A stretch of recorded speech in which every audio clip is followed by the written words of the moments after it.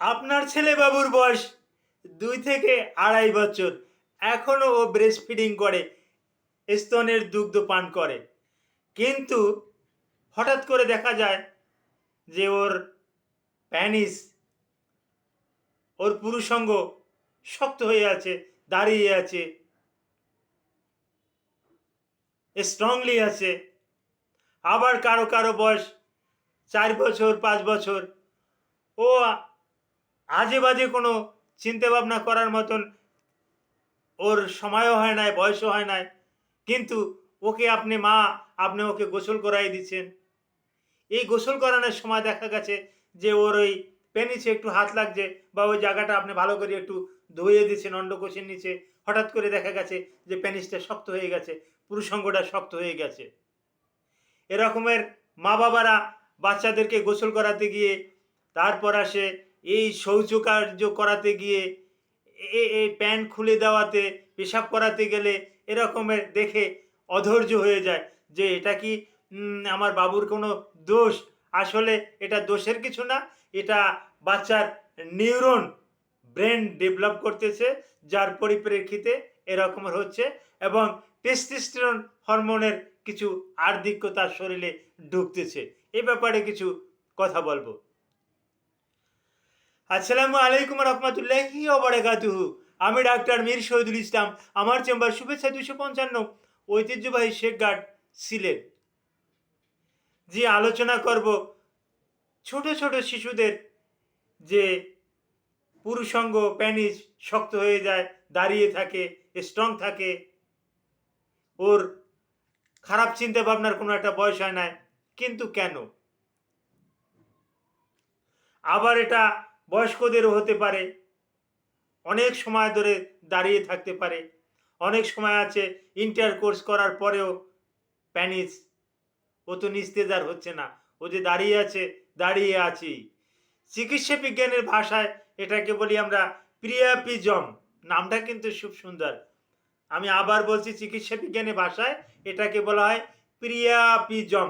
আপনি একটু নেটে সার্চ দিলেও আপনি পেয়ে যাবেন প্রিয়াপিজম সম্পর্কে। এই প্রিয়াপিজম বয়স্কদের ক্ষেত্রেও কিন্তু হয়, বিশেষ করে ছেলেদের ক্ষেত্রেও হয়। তবে এটা যদি এটার আবার 3টে ক্যাটাগরি আছে। 3টে ক্যাটাগরির ভিতরে ইস্কিমিক স্টেজ 1, এটা কম প্রবাহ, ব্লাডে রক্ত প্রবাহটা একটু কম থাকে, প্যানিসে ফ্লোয়িং একটু কম থাকে, এইটাকে বলি ইসমিক ইসমিক ইস্কেমিক কন্ডিশন। আর একটা আছে নন ইস্কেমিক কন্ডিশন। এই নন ইস্কেমিক কন্ডিশন উচ্চ প্রবাহ, রক্তের প্রবাহটা প্যানিসে অতি দ্রুত বেড়ে যায়, অতি দ্রুত বেড়ে যায়, প্যানিসটা ফুলে যায়, কলার মতন হয়ে যায়, কলার মতন হয়ে যায়। হঠাৎ করে যেটা নিস্তেজ ছিল, হঠাৎ করে সেটা একটা কলার মতন হয়ে যায়। এরকমের সমস্যা নিয়ে অনেক রুগীরা কিন্তু বাচ্চাদেরকে নিয়ে আমাদের চেম্বারে এসে হাজির হন। স্যার, এটা কোনো সমস্যা কি? হ্যাঁ, এই এই যে রোগটার নাম বললাম প্রিয়াপিজম, এই প্রিয়াপিজমটা যদি 1 ঘন্টার ভিতরে যদি এটা আবার সেরে যায়, তাহলে কোনো সমস্যা না। কিন্তু 1 ঘন্টার বেশি যদি থাকে, 4 ঘন্টার বেশি যদি থাকে, তাহলে এখানের রক্তের পচন ধরতে পারে, অনেক সমস্যা হতে পারে। এক্ষেত্রে দ্রুত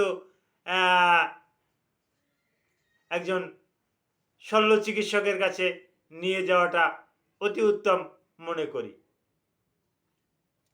তো 2টে কন্ডিশন বলছি, একটা ইস্কিমিক কন্ডিশন, একটা নন ইস্কিমিক কন্ডিশন। একটা হলো ইস্কিমিক, যেটা স্বাভাবিক প্রবাহ, আর নন ইস্কিমিক এটা অতিমাত্রায় প্রবাহ। আর একটা আছে তুতলানো, মানে পুনরাবৃত্তি, একবার থেমে গেছে কিন্তু আবার শক্ত হয়ে গেছে, পুনরাবৃত্তি, একবারও থেমে গেছে কিন্তু আবার ও শক্ত হয়ে গেছে, এরকমের হয়। পুরুষদের ক্ষেত্রেও এটা হয়। তো এরকমের হলে এগুলো হরমোনজনিত কারণেই এরকমের হয়ে থাকে। টেস্টোস্টেরন হরমোন তখন কেবলমাত্র সন্তানে পায়, সেক্ষেত্রে হয়ে থাকে। কিন্তু বয়স্কদের ক্ষেত্রে হয় কেন? বয়স্কদের ক্ষেত্রে তো টেস্টোস্টেরন বেশি মাত্রায় পাওয়া যায়। কিন্তু সে যদি আহ, কোনো আজে বাজে বিশেষ করে সিলডেনাফিল, ট্যাডেলাফিল, ভার্ডেলাফিল এ জাতীয় কোনো একটা ঔষধ যদি সে খেয়ে ফেলে, সেক্ষেত্রে কিন্তু এরকমের আহ, এই বেশি করে আমরা দেখতে পাই। প্রিয়েপিজমটা কিন্তু ওই তাদের ক্ষেত্রে কিন্তু বেশি দেখতে পাই। সেক্ষেত্রে অনেক সময় সিরিঞ্জ দিয়ে রক্ত বাহির করে নিয়ে আসতে হয়, বা কোনো একটা ভেন পাংচার করে দিতে হয়, ওই ভেন থেকে ব্লাড বাইরে চলে যায়। পরবর্তীতে কিন্তু রুগী একটা স্বাচ্ছন্দ্য বোধ করে। তবে কোনো রকমেরই 4 ঘন্টার বেশি যদি প্যানিস দাঁড়িয়ে থাকে, এটা যদি নিস্তেজ না হয়, তাহলে কোনো রকমের অবহেলা করবেন না। বাচ্চা যদি কান্নাকাটি করে, বাচ্চার অন্ডকোষ যদি ফুলে যায়, তাহলে যত দ্রুত সম্ভব হসপিটালে রুগীটা নিয়ে যাওয়াই অতি উত্তম।